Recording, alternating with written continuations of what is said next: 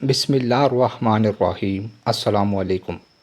علامہ ابن جوزی اپنی کتاب ذم الہوا میں لکھتے ہیں کہ ابن نجی نے ایک باعتماد دوست کا واقعہ بیان کیا ہے کہ ایک رات میں نے خواب میں دیکھا کہ میرے گھر کے قریب جو قبرستان ہے اس قبرستان کے مردے اپنی قبروں سے نکلے ہیں اور ایک جگہ اکٹھے ہو رہے ہیں، حتیٰ کہ تمام اہل قبور ایک جگہ جمع ہو گئے۔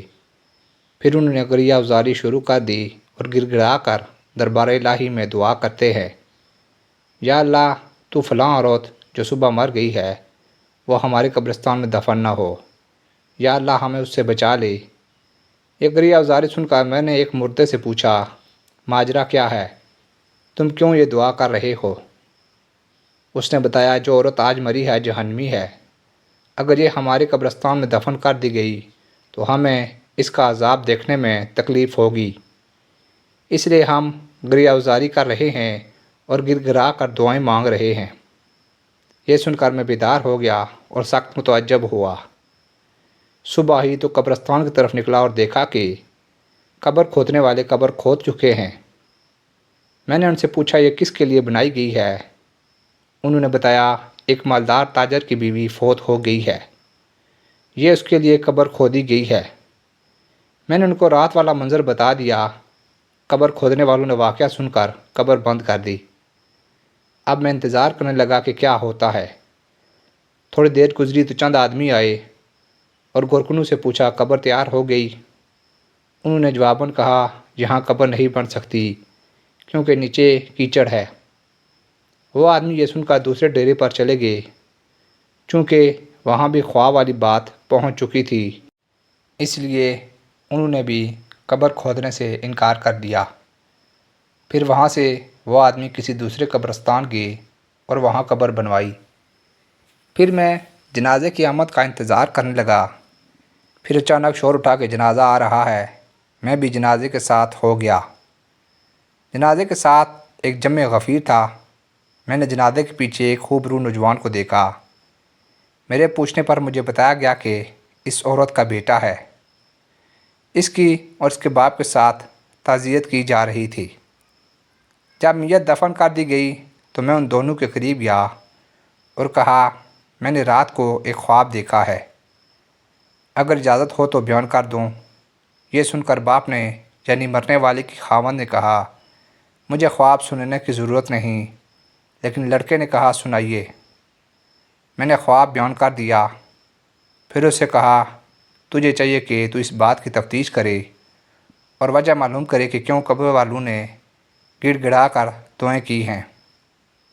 اس نوجوان نے کہا، تو مجھے کچھ معلوم نہیں، مگر اتنا جانتا ہوں کہ میری ماں شراب نوشی کرتی تھی اور گانے سنتی تھی اور دیگر عورتوں پر بہتان لگایا کرتی تھی، مگر یہ افعال اتنے سنگین نہیں کہ یہاں تک بات پہنچ جائے کہ مردے بھی دعائیں کریں کہ یہ ہم میں دفن نہ ہو۔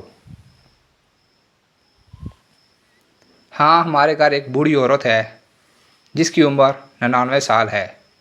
وہ میری ماں کی دائیہ اور خدمتگار تھی۔ اگر آپ چاہیں تو چلیں، چل کر اس سے پوچھیں، شاید وہ میری ماں کا کردار جانتی ہو۔ پھر ہم دونوں اس نوجوان کے گھر گئے۔ اس نوجوان نے مجھے ایک بالا خانے میں داخل کر دیا۔ وہاں معمر خاتون بیٹھی تھی۔ اس نوجوان نے بڑھیا کو میری طرف متوجہ کیا۔ میں نے خواب بیان کر کے پوچھا، اماں کیا تیرے پاس کچھ معلومات ہیں؟ یہ سن کر بڑھیا نے کہا، میں اللہ سے دعا کرتی ہوں کہ وہ اسے بخش دے۔ وہ عورت بہت زیادہ بدکار تھی۔ اس پر نوجوان نے بڑھیا سے پوچھا، کیا میری ماں شراب نوشی، گانا سننے اور عورتوں پر بہتان لگانے کے سوا بھی گناہ کرتی تھی؟ بڑھیا نے کہا، بیٹا اگر تو برا نہ مانے تو میں بتا دیتی ہوں، کیونکہ اس آدمی نے جو خواب بیان کیا ہے یہ تیری ماں کے گناہوں کے سامنے معمولی ہے۔ یہ سن کر نوجوان نے کہا، میں چاہتا ہوں کہ تو ہمیں بتائے تاکہ ہم ایسے کردار سے بچ جائیں اور عبرت حاصل کریں۔ یہ سن کر بڑھیا رونے لگی۔ اللہ تعالیٰ جانتا ہے کہ میں کئی سال سے توبہ کر چکی ہوں اور مجھے امید تھی کہ تیری ماں بھی توبہ کر لے گی، مگر اس نے توبہ نہیں کی۔ اب میں تمہیں 3 کارنامے تیری ماں کے سناتی ہوں۔ تو اس بڑھیا نے اس عورت کے لڑکے کو مخاطب کر کے کہا، تیری ماں بہت بڑی بدکار تھی۔ ہر دن ایک دو نوجوان اس کے گھر آتے تھے جن سے وہ اپنی خواہش پوری کرتی تھی، اور تیرا باپ بازار میں کام کرتا تھا۔ پھر تو جب جوانی کو پہنچا تو نہایت خوبصورت نوجوان تھا۔ میں دیکھا کرتی تھی کہ تیری ماں تیری طرف شہوت کی نظر سے دیکھا کرتی تھی، حتیٰ کہ ایک دن تیری ماں نے مجھے کہہ دیا کہ میں اپنے بیٹے پر فریفتہ ہو گئی ہوں، لہٰذا کسی طریقے سے اس کو میری طرف راغب کر۔ میں نے سن کر تیری ماں سے کہا، بیٹی یہاں تک کیوں جاتی ہے؟ تیرے لیے اور بہت سارے نوجوان ہیں جن سے تو اپنی خواہش پوری کر سکتی ہے، لہٰذا بیٹی تو اللہ تعالیٰ سے ڈر اور اس ارادے سے باز آ۔ تو تیری ماں کہتی تھی، نہیں مجھے اس کے سوا صبر نہیں۔ تو میں نے تیری ماں سے پوچھا، تو اس مقصد میں کیسے کامیاب ہو سکتی ہے؟ تو تیری ماں نے مجھ سے کہا، اماں تو میری مدد کرے تو میں کامیاب ہو سکتی ہوں۔ میں نے پوچھا، کیا ہیلا کیا جائے؟ تو تیری ماں نے کہا، فلاں گلی کے مکان میں ایک عرضی نویس ہے، وہ خط لکھ کر مردوں کو عورتوں سے ملاپ کراتا ہے اور اجرت لیتا ہے۔ تو اس کو کہہ کہ وہ میرے بیٹے کو تحریر لکھے اور نام لیے بغیر کہے کہ ایک دوشیزہ تجھ سے عشق کی حد تک محبت کرتی ہے، وہ تجھ سے فلاں جگہ فلاں وقت ملاپ چاہتی ہے۔ اس بڑی عورت نے کہا کہ میں نے ایسا ہی کیا، اور جب تجھے میں نے وہ خط دیا تو تو بھی فریفتہ ہو گیا اور تو نے لکھ دیا کہ مجھے منظور ہے، فلاں وقت میں آ جاؤں گا۔ تو میں نے تیری ماں کو مخط لا کر دے دیا۔ تیری ماں نے جواب پڑھ کر کہا، اماں تم میرے بیٹے سے کہو کہ فلاں وقت فلاں جگہ آ جائے، اور تو فلاں والا خانے کو اچھی طرح تیار کر اور اس میں پھل اور خوشبو وغیرہ کا انتظام بھی کر، اور تو میرے بیٹے کو یہ بھی کہہ کہ جس عورت نے تجھے بلایا ہے وہ ابھی دوشیزہ ہے، وہ روشنی پسند نہیں کرتی، بلکہ یہ کام اندھیرے میں بہتر ہے تاکہ تمہارے والدین کو تم پر شک نہ گزرے۔ پھر میں تیرے پاس آئی تھی تو نے یہ بات مان لی اور رات کا وقت مقرر ہوا۔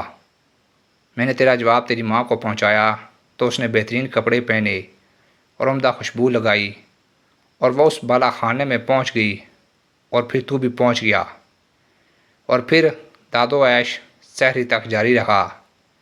پھر تو وہیں سو گیا تو میں نے صبح کے وقت آ کر تجھے جگایا۔ پھر چند دنوں کے بعد تیری ماں نے مجھ سے کہا، اماں میں اپنے بیٹے سے حاملہ ہو گئی ہوں، اب میں کیا کروں؟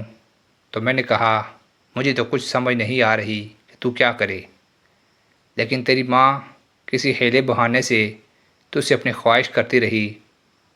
حالانکہ ولادت کا وقت قریب آ گیا تو تیری ماں نے تیرے باپ سے کہا کہ میں بیمار ہوں، میں چاہتی ہوں کہ کچھ دن اپنی ماں کے پاس رہ آؤں۔ تو تیرے باپ نے اجازت دے دی۔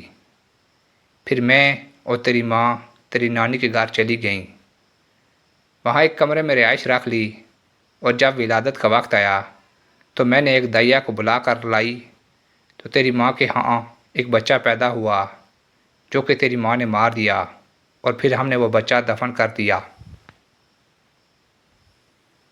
کچھ دن گزرے کہ تیری ماں نے مجھ سے کہا، اب پھر میں اپنے بیٹے سے خواہش پوری کرنا چاہتی ہوں۔ تو میں نے کہا، بیٹی جو کچھ ہو چکا وہ تیرے لیے کافی نہیں۔